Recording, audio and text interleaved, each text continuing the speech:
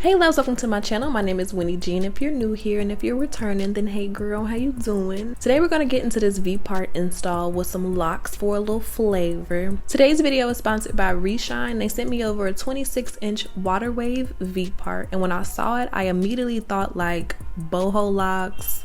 Is given very much like tousled vibes, and I really wanted to go for something a little bit more bohemian. I've been playing with putting locks in my V-part wigs a lot more lately, and I really have been loving it because you get that really pretty bohemian lock look in literally minutes rather than hours, and the style takes so long to do. It's convenient as hell to be able to reuse the hair without having to go through all of that work again. I spent about 2 or 3 hours styling this wig, but I literally get to wear it forever rather than having to take my hair down and then redo it again. It's honestly just super duper convenient, and I still get the look that I want. Love that for me.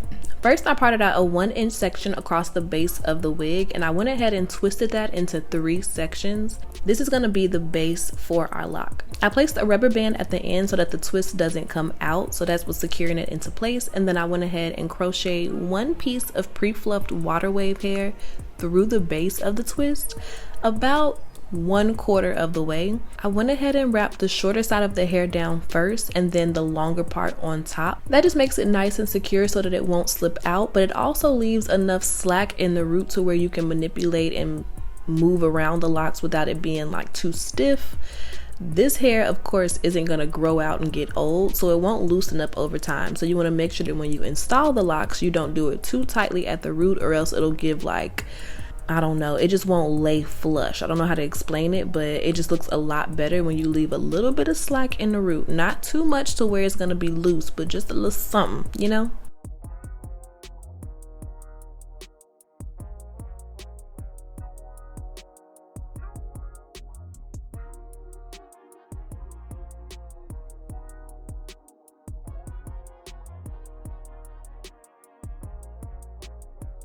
Now, before we go ahead and move up the rest of the head, I went ahead and added a few layers in the front. That's just because I feel like it'll give me a guide as to where to stop wrapping the locks.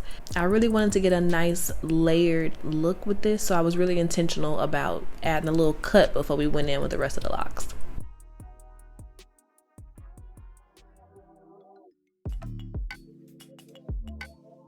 To continue moving up the head, I went ahead and parted out another 1.5 to 1 inch section, and I'm going to part out 1 track at the bottom of this section, which I'm going to leave out of the locks, and that's going to add to that bohemian look, and this is going to be our curls in between the faux locks.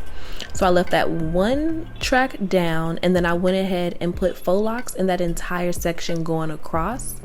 And I did that exact same thing moving all the way up the head. So a lot of the hair is in the locks so it doesn't look too full. I've seen a lot of people add locks to wigs by actually just adding in crochet locks, and it looks super pretty if you want to go for more of like a curl heavy look with only a few locks. But I find that if you want the locks to really stand out, it's better to go ahead and incorporate the hair that's already on the wig into the locks, so the density of the wig is not so much the curls as it is the faux locks. I hope that's making sense. I went ahead and followed that same pattern all the way up the head until I got to this point, and I wanted to leave quite a few curls on top just to give my hair something to blend into, but I did add 1 additional lock right up top in the front so that it didn't give like curls on top and locks in the back. That just kind of like blended everything together.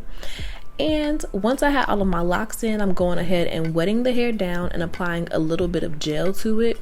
I'm traveling right now, so I don't have my mousse. If I had mousse, I would have definitely used that, but this is the only curl defining product that I have with me, so I just went in with that gel, and I'm going ahead and defining all of the curls throughout the wig. And also I went in with each little lock at the bottom and just kind of defined that little curl at the bottom as well, just so everything looked nice and neat, and it gave like, you know, some definition. You don't want it to look too bushy, baby.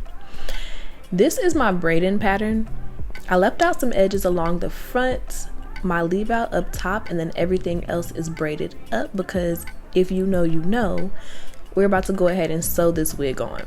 Of course you can clip it on like normal, but I like to cut all of the clips out of my wigs and go ahead and just sew them on, especially for a style like this. I wore this hair on vacation. I was sandboarding and some old stuff, girl. I was doing activities, baby. And I didn't want my wigs to be moving around. I wanted to feel really secure. And I also find that once you add additional hair to this wig, it adds a little bit more weight. And I just didn't want to have too much tension on the top of my hair or my edges. So sewing it on is the best option for me, because not only do I sew it all the way around the perimeter of the wig, I also sew in between the tracks in a few places, and that just disperses all of that weight a little bit more, so that it's not so heavy on my edges.